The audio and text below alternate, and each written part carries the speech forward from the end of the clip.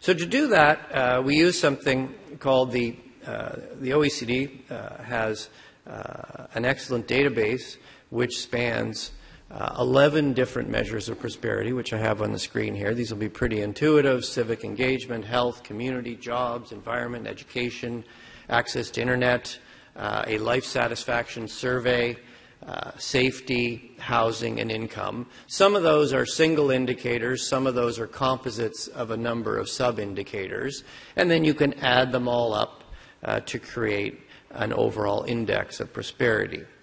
And when there have been a number of studies that have already been done at the national level, and what you tend to see is that what this chart shows the big chart shows is that up to an income of about $40,000, GDP per capita and a broader measure of well-being are very highly correlated. They basically sit pretty much on that straight line.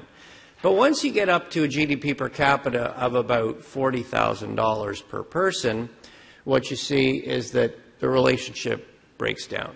It's more of a cloud than, as the blowout shows you, it's more of a cloud really than a nicely fitted regression line.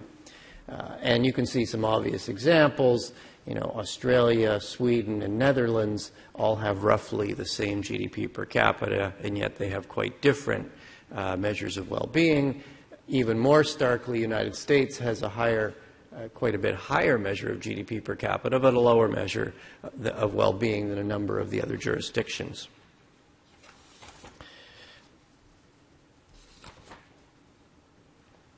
So, just to remind you, if you come back to our ranking on GDP per capita for the last year we have the full result.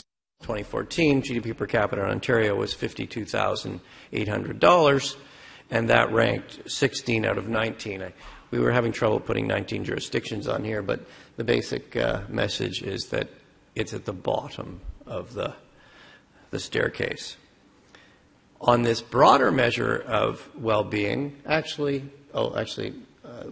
just to point out, the peer jurisdictions are not exactly the same. Because we were focusing on this broader measure, we needed peer jurisdictions that had the relevant data, and so we focused on narrower set 10, but we do feel that these are really quite comparable. Indiana, Tennessee, Wisconsin, Ohio, Netherlands, Australia, Sweden, BC, Quebec. And what you can see is that Ontario actually ranks in the middle of the pack, not at the bottom. And in fact, given that there's 11 in total and we're fifth, we're just slightly above average.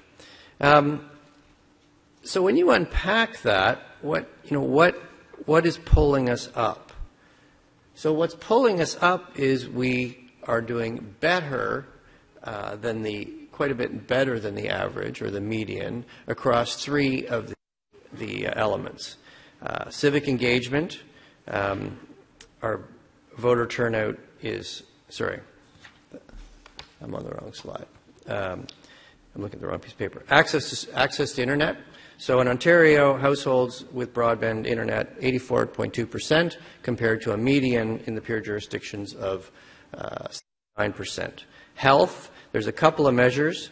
Mortality rate 6.9 compared to a median of 7.7 per 1,000 population, and our life expectancy is almost half a year longer in Ontario than is the median of the peer jurisdictions. And safety is a bit morbid, but per 100,000 population, our homicide rate is 1.2 compared to a median of 1.6. Where are we average? So there's actually 5 indicators where we're close to the average. Civic engagement, which is measured by voter turnout. Education, which is measured by the workforce with at least secondary education. We would actually, this index does not do post-secondary. We would actually be above on that one. The environment, which measures air pollution, looking at the measures of particulates in the air, we're close to the median.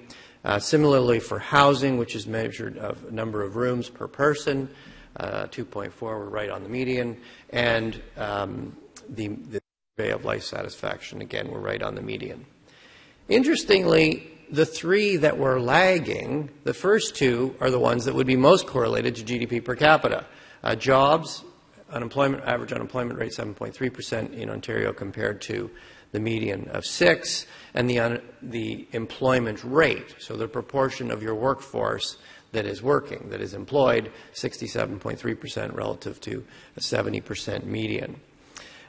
If you look at income, you can see we're below the average by about $6,000. That reflects both the fact that there's lower employment and the fact that wages are slightly lower on average. And then the third one, which is perhaps a little less intuitive, on a measure of community, we're also slightly below average. So, what do you take away from this?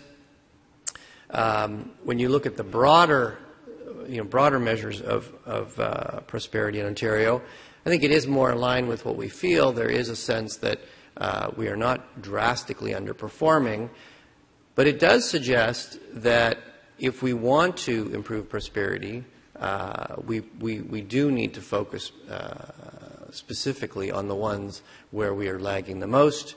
And for that, I'm going to turn it over to Jamison and tell us what we can learn from our peer jurisdictions.